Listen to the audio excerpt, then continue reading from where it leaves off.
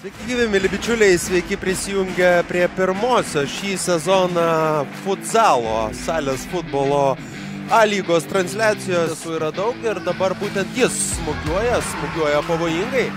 Jau neužilgo, lapkričio mėnesį, jis su kamuoliu reikia mušti į vartus. Wellingtonas kartoja Roberto Šaito smūgį ir štai toks braziliškas dinamitas. Turi vietiniai žaidėjai, Wellingtonas ginasi fantastiškai, be jokių šokinėjimų, jis su kamuoliu reikia mušti įvartį, bet Wellingtonas, vėl tas vadinamasis antras kamuolys, tas reboundas vadinamasis, Wellingtonas fantastišką uoslę turintis futbolininkas. Na, čia nelabai geras numetimas, smūgis bus ir bus įvartis. Suklydo Wellingtonas pavojingoje zonoje ir Radviliškio komandos kapitonas daro dalykus. Tarp dviejų varžovų perdavimas, Wellingtonas labai gražiai ir įvartis. Šiandien siautėja Wellingtonas, jau ir pokeris, jeigu įskaityti ir tą įvartį įrašytą į savosius vartus. Tokie variantai Akmenės komandai Jeronimą Norkų tenka kelti, o čia labai kurioziška situacija ir įvartis. 85 numeris Justas Gulbinas pasižymi.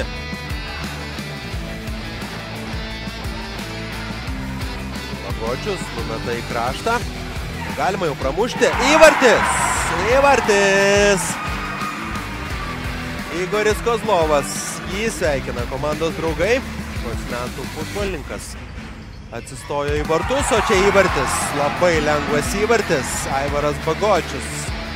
Sakyti turbūt galima uždaro rungtynes. Aivaras Bagočius. Viskas. Taip, skelbiama šių rungtynių pabaiga, taigi 5-2. Kas įdomu, kad šiandien įvarčius mušė tik Akmenės krašto futbolininkai. 5 į varžovų, 2 į savo vartus. Tai grįžo kapitonas, grįžo pergalėse, ne? Sveiki visi. Na, ne tik, kad grįžau, bet, nežinau, tikėjomės tas pergalės iš tikrųjų. Buvo tikrai nelengvas rungtynės. Gal neatrodo tas rezultatas kaip yra, nes, iš tikrųjų, varžovai kovingi, kaip visada, nieko nesitikėjom naujo. Bet, aišku, svarbiausia ir pergalė. Kaip atrodo Brazilai 3 komandos? Aišku, šiaip gerai. Įneša visą šviežumą, visai sukimas kamuolis visai kitoks. Tai patys bandom irgi priprast. Aišku, pažiūrim, bet šiaip tikrai labai gerai. Tai pradėti sezoną turbūt geriau nesugalvosi. Namuose prie savo žiūrovų su pergalė? Nu jo, čia tokią šventę norėjom padaryti, atidarymo progą ir šiaip jau tai šitą buvo svarbesnė, tokia galvom pergalė vis tiek, kad pačią pirmą visai komandai psichologiškai, kad būtų lengviau.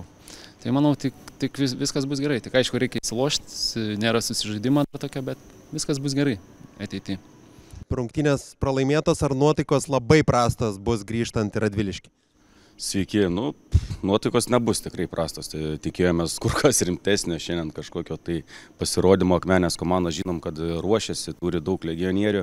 Mes antradienį tik baigėm, dar net ne visai baigėm lauko futbolo reikalus, tai ketvirtadienį vos vieną treniruotėlę turėjome, tai nepilnos sudėties ir šiandien atvažiavom ir tai, ką pamatėm, tikrai nuteikė tikrai optimistiškai žiūrint į ateitį. Kokie tikslai komandos šį sezoną? Tikslų jau prieš sezoną įvardėjau, kad mes tokių kaip ir neturime. Mes einame kiekvienas rungtynės tobulėti, atiduoti save visą ir po rungtynių išeiti stipresnę komandą. Ir jeigu tai padės dar ir taškus iškovoti, tai yra puiku. O ten tuos jau galutinius kažką, kas čia mums pavyko sulipdyti ar padaryti, matysim vėlyvą žiemą ar ankstyvą pavasarį. Ačiū labai.